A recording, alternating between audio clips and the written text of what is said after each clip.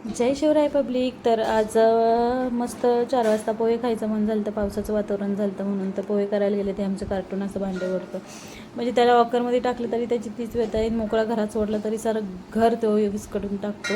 पण मी ते व्हिडिओत घेत नाही, कारण की मला असं वाटतं नको लई बाळ व्हिडिओत घ्यायला. आपण आपली काढतो ठीक आहे तोपर्यंत, पण लेकरांना लई व्हिडिओत घ्यायचं नाही. म्हणून मग मी कधीतरीच त्याला थोडंफार व्हिडिओत घेते, शक्यतो जास्त घेत नाही.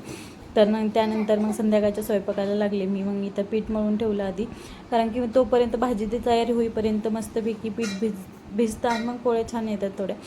त्याच्यामुळं मग पीठ मळून ठेवलं आणि त्यानंतर मग लागली भाजी करायला. वांग्याची भाजी करायची होती. पातळ रस्सा करायचा होता थोडा. आमच्या इकडं खारं वांगं म्हणतात, तुमच्या इकडं काय म्हणतात मला कमेंट करा. मला प्रत्येक ठिकाणचं माहीत नाही, कारण की जेव्हा माझे जास्त डबे होते ना, कुणी 12 गावचे 12 जण असतात. प्रत्येकाचे आपल्याला आवड निवड काही जपता येत नाही. पण मग काहींना भाज्या आवडायच्या, काहींना नव्हत्या आवडत. आता आमचं जे नगर स्टाईल, कारण की नगरच्या भाज्या किंवा काय नगरच्या लोकांना, काही लोकांना जे अहमदनगरचे त्यांना बाहेरच्या याच्यात गेलं की म्हणतात तुमची भाषा लई उग्री आहे. पण आमचं बोलणंच असं येतं, काय करणार ना. तशा आमच्या भाज्याही अशाच असतात, कारण की काहींना शेंगदाणे नको असतात भाजीत, पण काहींना हवे असतात.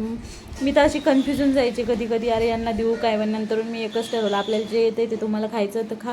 घरचं तुम्हाला भेटतंय तरी पण तुम्हाला ते आवडत नाही. काही ठिकाणी नुसतं पाणी देत होते. तसल्या भाज्या खाऊन तुमचं जर पोट भरत असेल तुम्ही बिंदास खा, असं मी नंतरून ठरवलं होतं. कन्फ्युजन होतं यार, आपल्याला जे येते तेच आपण करतो ना, दुसरं थोडीच काही करणार आहे. तर असं चला, मस्तपैकी आजचा विषय आपला खूपच भरकटला. पण काय करणार, संध्याकाळचा डब्बाचा स्वयंपाक करून घेतला. वांग्याची भाजी केली, चपात्या केल्या आणि त्यानंतर मग भांडी घासायला लागले. भांडी घासून झाल्याच नंतर मग तोपर्यंत भाजी झाली. हे डबे घेऊन गेले आजच्या पुरते. एवढंच. कसा वाटला व्हिडिओ सांगा मला.